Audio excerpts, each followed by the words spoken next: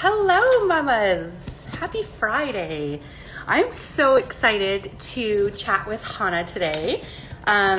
If for those of you who know Laura and I, hello, Laura and I are from Ontario, Canada. Oh, there she is.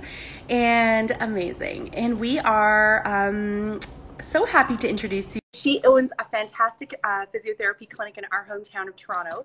And she is a mom of four. Hello, my Hi, kiddo. friend. How are you? How are you? I'm hiding in a remote corner. Let's hope that I got your text message. I'm trying to put you on the tripod right now. I got your text message and didn't have a chance to text you back, but it's so funny. Hannah texted me like 5 minutes ago and she's like, I'm just throwing my child into her crib. and then I amended it and I said, I mean, gently cuddling them to sleep. placing her serenely into. So how are you? Are you well? I'm good. I can't complain. I was like, hi guys, hi everybody.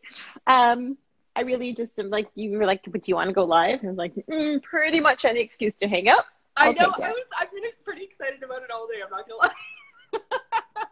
It's so nice to catch up, you know? It just feels like, especially in the last 10 months, but it feels really hard to get those like one-on-one connections right now, you know? Yeah, 100%. I did, I spoke at a virtual event this morning and my 2-year-old came in multiple times letting me know she had a poo diaper.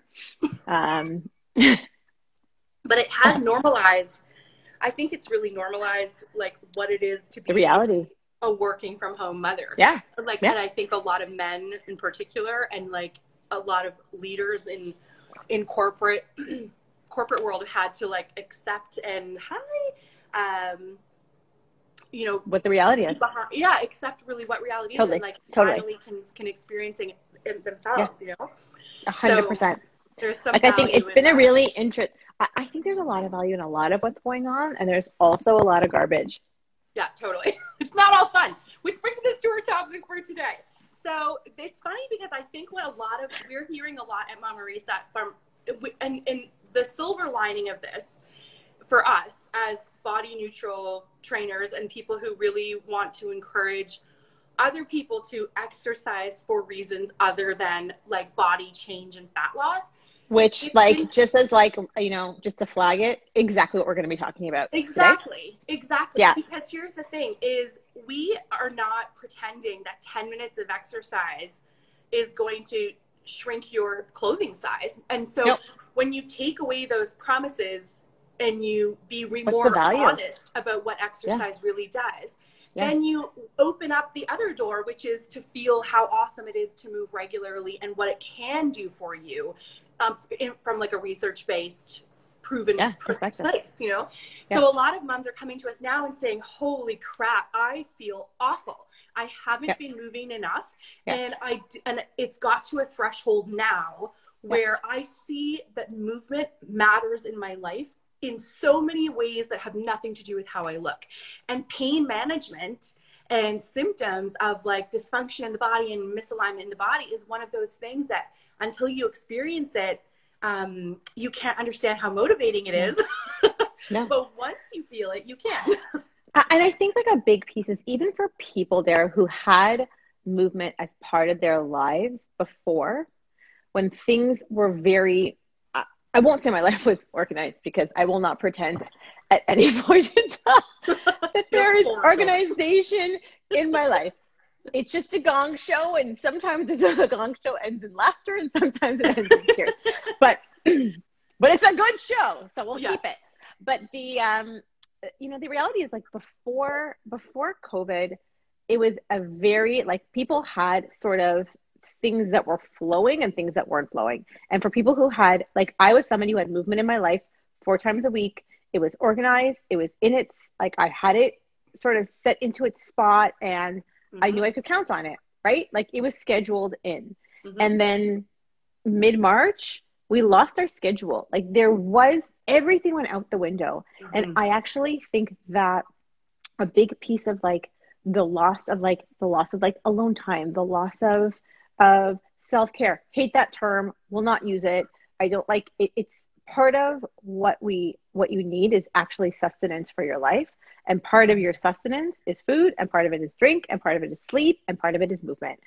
And I think that it takes pain in our life, like physical pain, before we're like, something is wrong. I need to do therapeutic exercise to make me feel better. But really, like there's a saying, like motion is lotion. If you're moving, it's nourishing, and it's moisturizing, and it's lotioning your body. We need movement in our lives to feel good. We shouldn't be waiting until we're in pain before we're like, oh yeah, exactly. Let's pause on that. So let's pause on that actually. I want to ask you a question about. I have a whole script of what we're talking about, and we're not going to talk about that. Okay, great. Before this, I was like, you gotta try to keep it to 20 minutes, Sarah. You gotta try to keep it to 20 minutes. So I have a question about that, because I think that many of us ignore the symptoms before they hit the pain stage.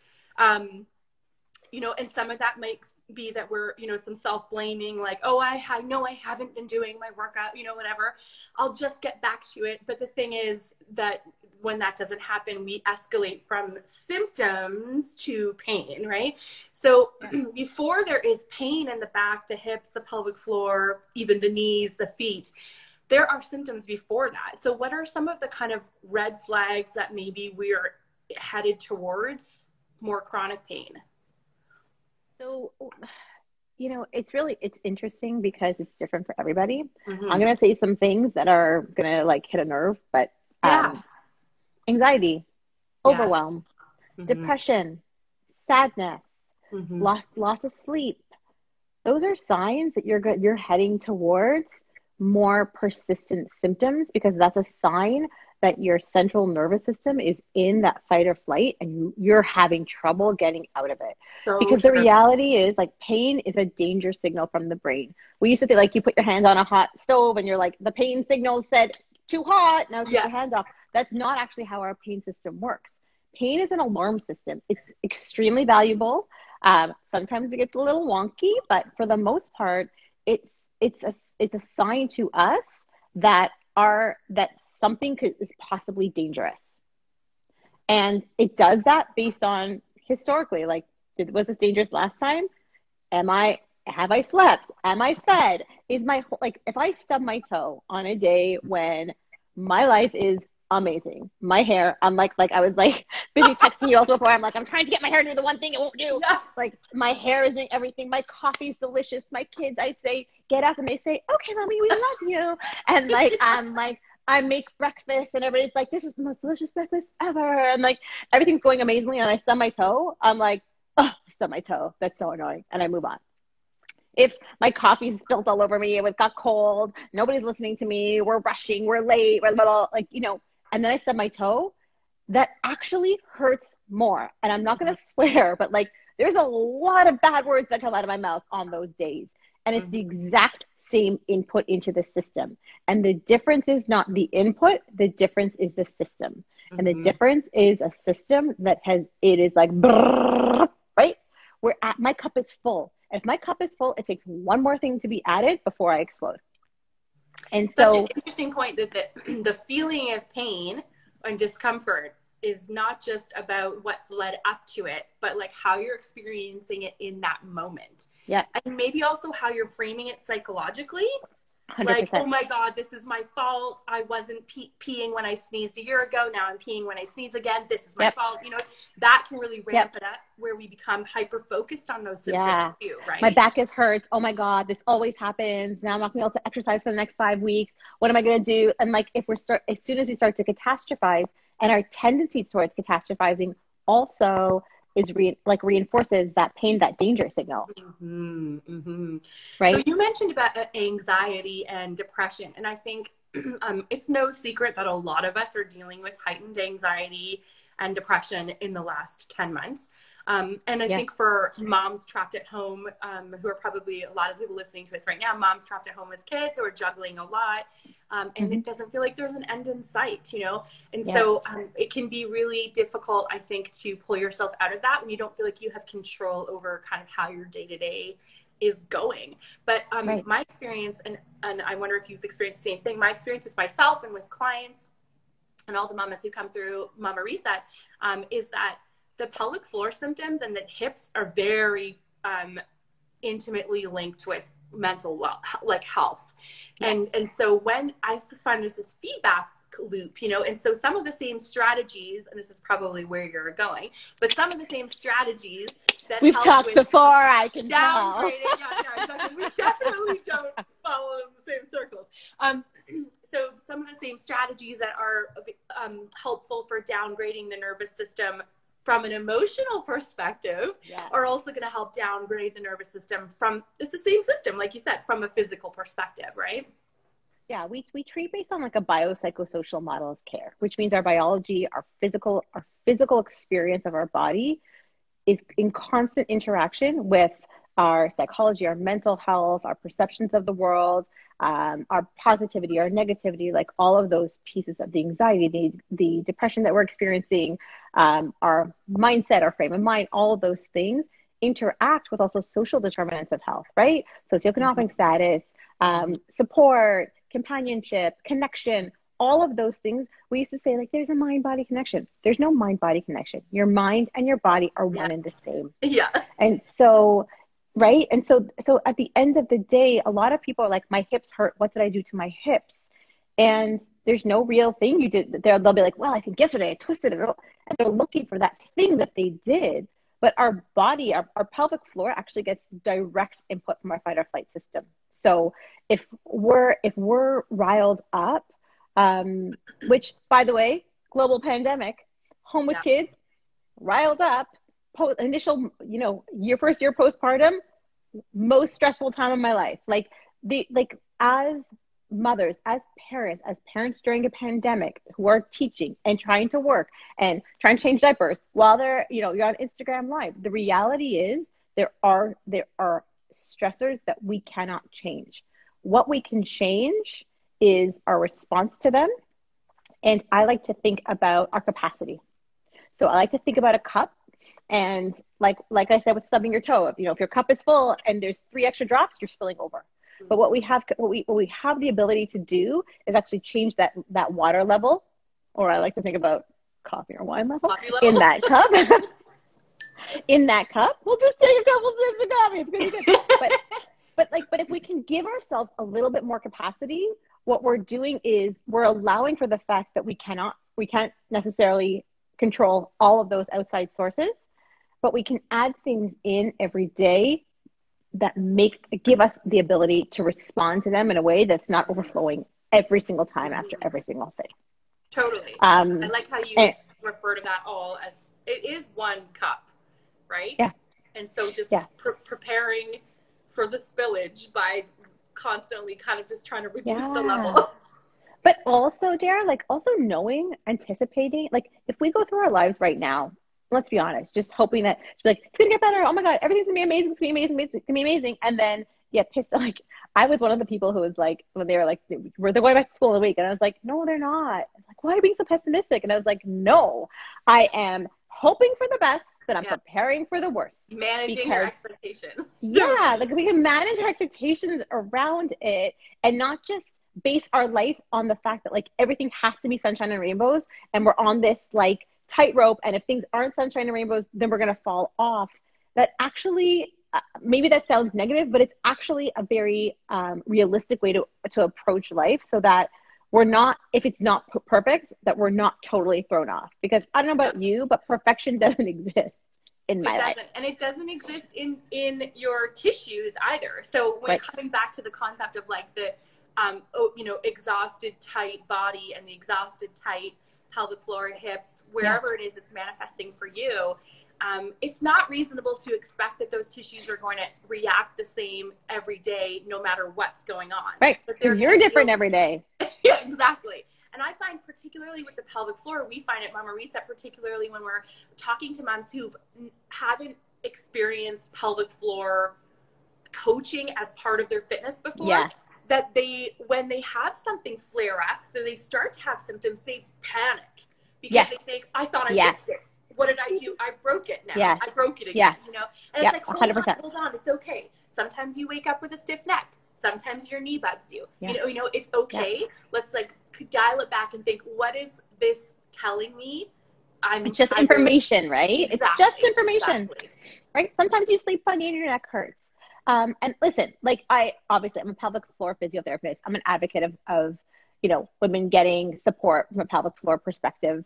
But we have moved very far away from like being the fixer to also like to helping our clients understand their own personal level of control with it. Like we want to give people back that ability to manage their own symptoms, to recognize, okay, today I'm feeling this way. I'm going to choose today to do the more gentle exercise versus the go hard, go home exercise. Exactly. And like, also realizing that there are different types of exercise and we need both the stretching and the releasing and the gentle movements and also the strengthening. I think we very often just value the getting strong piece. Yeah. Not recognizing that we also need the flexibility and the coordination. I think you guys do that beautifully. Until the pain comes. And then we're like, oh, right. I missed that part. Yeah. Okay, I'm just going to do my stretches that my physio gave me. It's true because they don't. I go back to do my marathon running, right? Exactly. So and the older we get, I think too, a lot of us, the older we get, the more we realize that like that draining that level that you talked about needs to be a more constant pursuit. Yeah. And really, I find, especially with my own clients, the few that I see personally, that, as we all age, we're shifting more of our focus to mobility work, core work, and they're still doing strength work. They can do that on their own, but there's a lot of value to having coaching through mobility and core work, because often that's the stuff we throw it away. So like that's the stuff we associated with being ill. Exactly. Right? Versus being healthy. Yeah. Hey, Carrie. Okay, so I got a couple quick questions for you to just give some maybe actionable kinds of takeaways. Right. I can't ever promise that I'm going to respond quickly, but I will. As coherent as possible. I've had 2 coffees. I suppose that's. I was like, I've only had 2 coffees. I've only had coffees. It's really good. So my first question for those who are watching or who are experiencing pain is, you're talking about how obviously pain management or like feeling dysfunction, stiffness, tightness, pain in the body needs to be dealt with from some physical perspective as well as a psycho-emotional, social perspective that you're talking about, which is so important. That's why we love what you do. So I can understand how there could be some overlap. Could you give us some suggestions from your own life or maybe from your own patients of the kinds of activities that can both help downgrade emotional and physical stress? Sure. So I'm going to talk a little bit about meditation. Not everybody loves meditation, but it's a learned practice, right? And most of us, like, one of my mentors, she says, like, we're human beings, not human doings. And we really value the doing, which is why we value the strength training. We value it because we can see results. The mindfulness and meditation is really challenging, but it is the quieting and the slowing down where we actually give our body time to process. We have research that says 5 to 10 minutes of meditation 3 times, like for 3 weeks, 5 to 10 minutes a day for 3 weeks actually starts to change our neurochemistry, reduces our reactivity, gives us that capacity, helps with the sleep. Like a big piece of discomfort and pain is because, like, we think about 5 pillars of health, food, water, sleep, movement, coping strategies, social connections. That's how I think about that, right? So we have to have coping strategies. We have to have movement. We have to have coping. We have to have social connections. A big piece of that is meditation, of bringing down that central nervous system activity. And some people have a really hard time with things like meditation. And so I suggest things like yoga, gentle movements, like things like the cat-cow with breath. Yeah. Exactly. Child's pose is my favorite exercise. It's the perfect, I hate it. Isn't that funny? Like, I'd rather, really? I hate child's pose. I'm like, I'll just sit here and do nothing because it's doing everything. I know, it's so but funny. also it feels like nothing. Rest back in child's pose. When anytime Laura does a flow and I'm the demo, she'll be like, rest back in child's pose. And I'm like, fuck, it's child's pose again. But everyone else in the world loves child's I feel that way about squats and lunges. So, yeah. we're opposites. But I would just say that when you're talking about meditation, I think for a lot of people, like I'm quite a type A person. Yeah, I have to really exactly. A lot of us entrepreneur types are, right? So I'm a recovering perfectionist, like exactly. the long recovery, apparently. Exactly. Totally. And so coming at meditation thinking you're going to go right away into doing 10 minutes of complete stillness might not work for you. But the poses of, like, for example, mobility restorative poses and release poses for the hips and the pelvic floor. With breath work. Exactly. Together with deep breathing can make a perfect way to meditate and to release through the emotional and the physical system at the same time, right? Another position that I really like is called calves on a stool. It's actually really great for prolapse symptoms, for pelvic pain symptoms. Did you say calves on a stool? Calves on a stool. You place your calves on a stool. Well, I'm going to have Dara demonstrate it now for us. Thank you, Dara. So wait, grab a pillow. Grab a pillow. Exactly. Grab a pillow and put it under your bum. So imagine. Yep. And then you do a couple minutes here. And what that does, it helps the blood flow return back to your heart. Oh,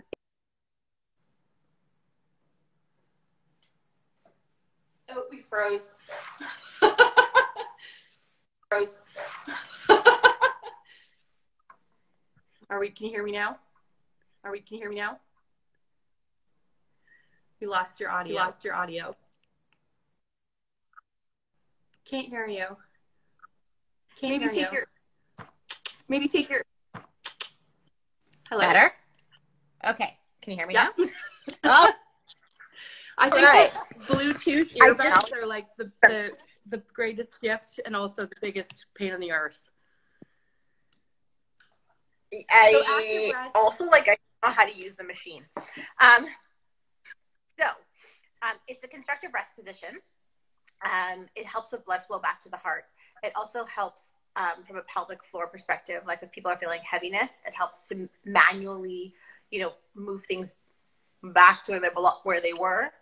But it's also a really great position to just realign and get comfortable and get a little bit of quiet time.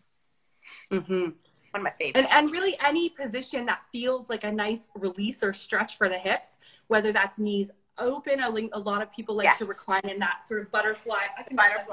Amazing. Sort of butterfly. Yeah. I actually find my hips, it's the opposite. I rotate out too much. So I like to rest in a rotated in position. Nice. But with playing around with the movement, and one of the things that I like to recommend is get on the floor.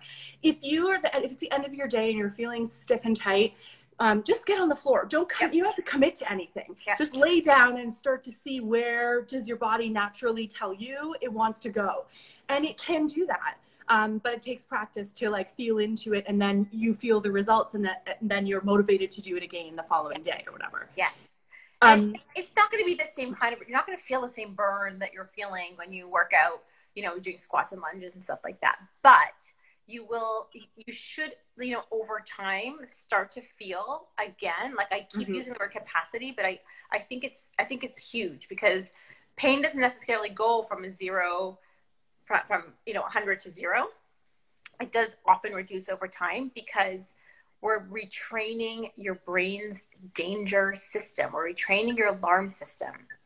And so a big piece of this is also affirmations, like saying, I'm safe as you're moving. I'm safe. I'm safe.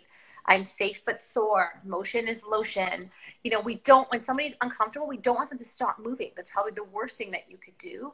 We want to get gentle movement that feels safe. So even just gentle pelvic rocking back and forth, pelvic rock, movement side to side. We really want to make sure that we keep moving in a way that feels safe and also making note of the fact that it feels good. So instead of looking, am I going to hurt myself? I'm going to move my back. Is it going to hurt? Is it going to hurt? Start looking for, does this feel safe? Does this feel good?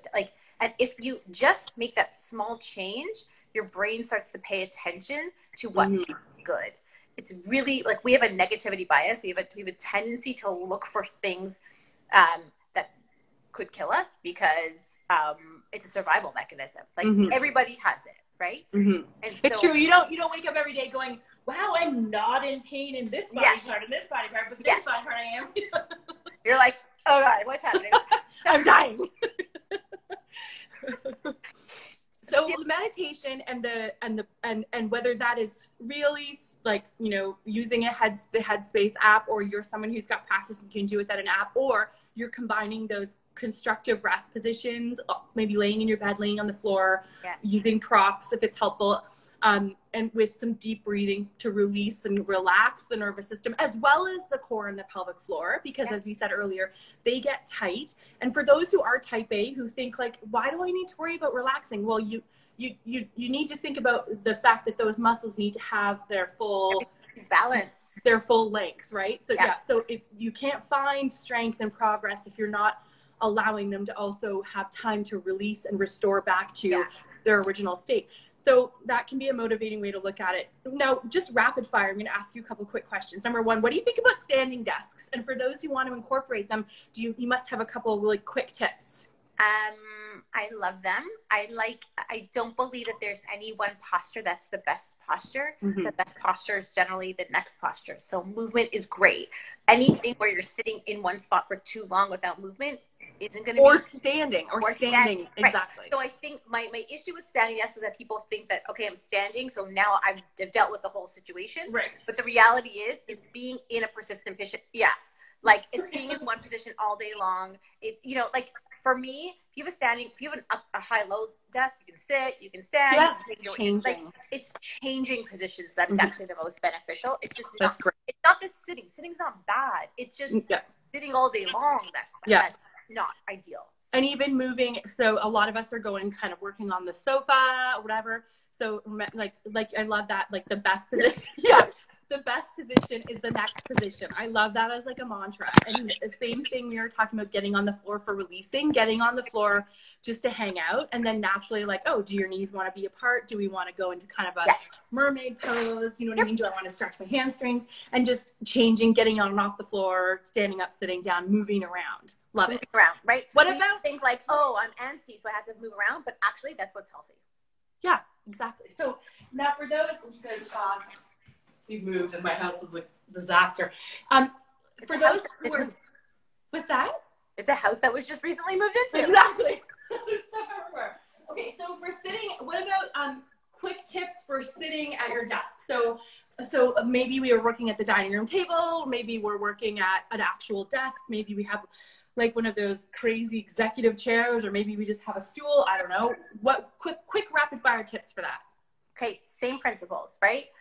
You want to make sure, like, I mean, people like make sure that you're in neutral all the time, looking straight ahead. Your elbows are at 90. Like, that's okay for some part of the time. But then again, if you're hanging out in that position all the time, it's still not the most optimal way to be. So put some pillows or some books under your computer, prop it up, stand up, move, like. I think that movement is the ideal here. And then ergonomic chairs. Yeah, I know. Like, don't bother. Don't bother. There's like a whole industry around that.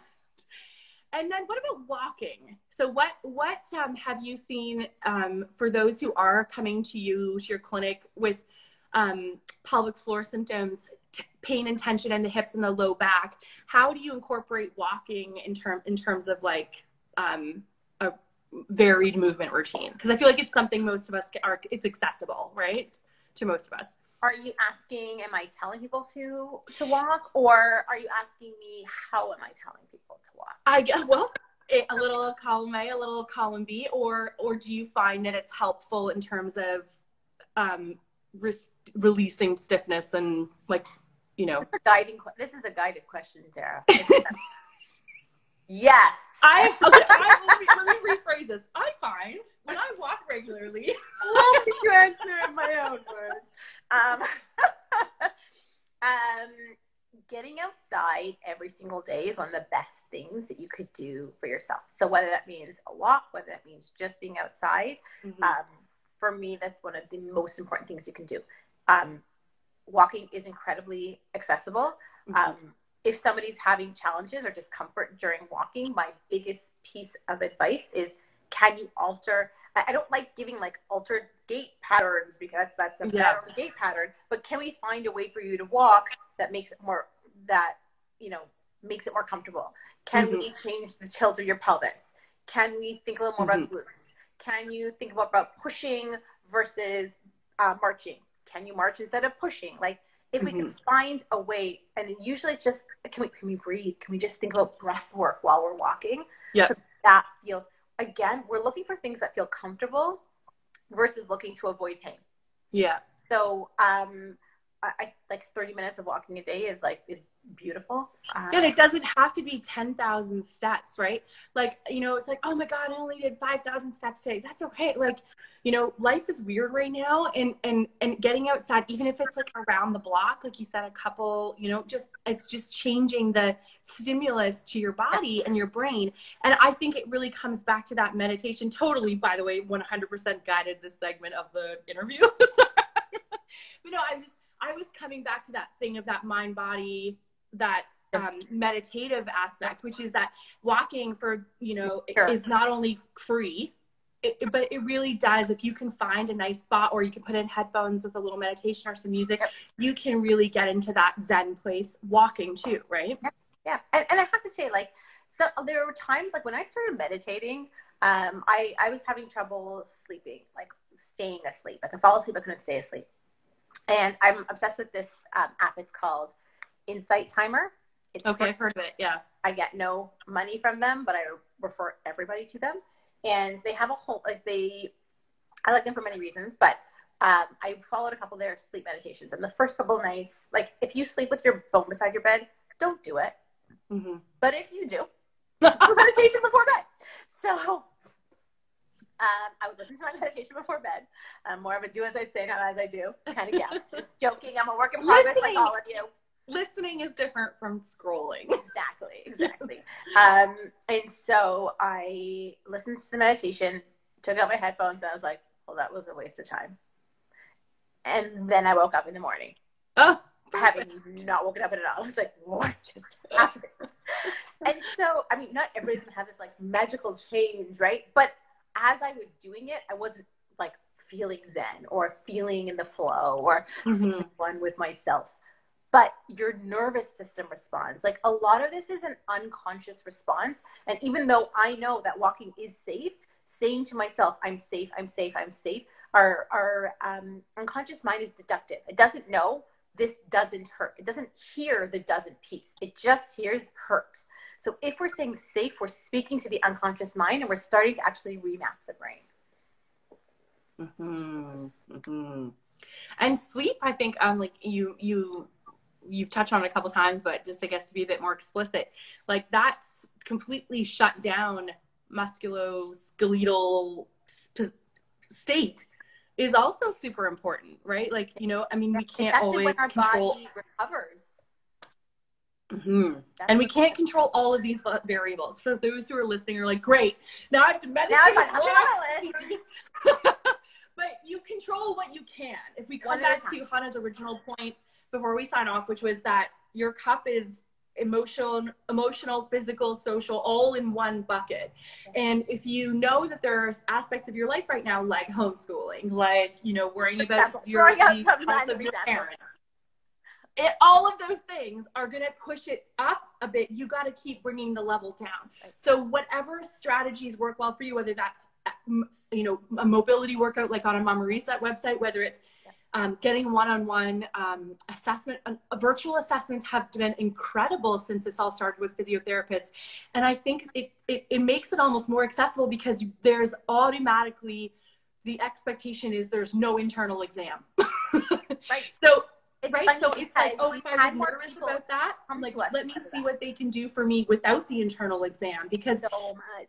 It comes down to so much more than just what do those tissues look like in this minute, right? So Yeah. So putting together your own little toolbox of like stress management strategies over time is going to help you to manage, like you said, gradually bring that pain down and create less instances where you feel like your tissues are holding you back. You feel, yeah, exactly. What I will say is my strategy for people when they're like, well, where should I start? I'm like, my strategy is a low-hanging fruit. What's the easiest thing for you to integrate right now? Right. That's what it comes down to. Yeah. Right? Once you've mastered it. So once you, for example, have started, like you said, you were doing your meditations before bed. Yeah. So once you've started doing that and you've been doing it for several weeks, it doesn't feel like you're doing anything anymore. Right. And so then you might have the capacity to say, okay, you know what? I've only been getting out to walk a couple times a week. I'm going to really try walking with the kids every morning. And, you know, and you stack those goals or those habits one at a time, right? Yep. Like I've been exercising at 6:15 in the morning, 3 times a week. When I committed to that, my alarm went off at 6 o'clock and I rolled out of bed and I brushed my teeth and then I exercised in my pajamas, because the very idea of having to change clothes beforehand. Why would you? That I couldn't overcome. I was like, it's not worth it. If I have to wake up and I also have to change, and like it just in my mind, even though like now I look at it, I'm like, whatever. I just like throw my clothes the night before into my bathroom and I change in the bathroom. It's not a big deal. Like it's totally not a big deal. But in my mind, it was a barrier, and it wouldn't have happened. I wouldn't be moving if I hadn't committed to just not changing. Exactly. So maybe the low-hanging fruit is getting a standing, like a convertible desk right now. Great. And just changing position. Maybe the low-hanging fruit is you've got babies and toddlers, you're already getting down on the floor, so you just get in the habit of changing positions when you're on the floor. Exactly. You know, whatever is like literally the easiest, because every little thing is going to start to, well, add up or take away from the bucket, whichever analogy. You're like, I can't keep up anymore. One of the things, you know, when we're giving our clients homework, one of the things we try to do is create triggers. So we assign a time, like, you know, a time or day or something to trigger them to remember to do their homework. So sometimes it's every time you go to the bathroom, do 5 breaths, or every time you sit and feed your baby, do whatever. Like maybe it's as simple as putting up a Post-it note. I'm like infamous for my Post-it notes. I'm at like in my office, I just have Post-it notes everywhere because I don't remember a lot and I need reminders all the time. And so I encourage my clients to do that too. Like if you're trying to integrate a new habit, remind yourself about it. Mm-hmm. Totally. Very practical. This was very no, it was great, because it's a great balance between, I think, practical, which sometimes we can think means only tangible, trackable, you know, but practical when you're talking about this kind of stuff, like these kinds of symptoms and stuff, really comes down to some of the intangible, right? The breathing, the relaxing, the calming the nervous system, and the learning that those strategies, when you're in the middle of having a panic attack, for example, well, panic attack's a bit severe, but like a really heightened moment of anxiety, maybe, you know, I talk a lot to my moms about that, like 4 to 6 p.m. time, when a lot of us are just like at the end of our ropes. And that can be a time when you can really find, like, the shoulders are coming up to the ears, the pelvic floor is clutching, you know, the bum is curling, like exactly, all of those visceral, those visceral tissues are manifesting what's happening on the inside. So when we can kind of like hunker down, take some of those deep breaths, let everything relax just for a minute, we can sometimes just stop that where it's going before we have, you know, more discomfort, right? Get rid of the self-blame, right? Like you didn't do anything wrong. There's nothing you're doing wrong to create this. This is just your body giving you information about how it's responding. Let's listen and give it what it needs. That's it. Exactly. Just information. Totally.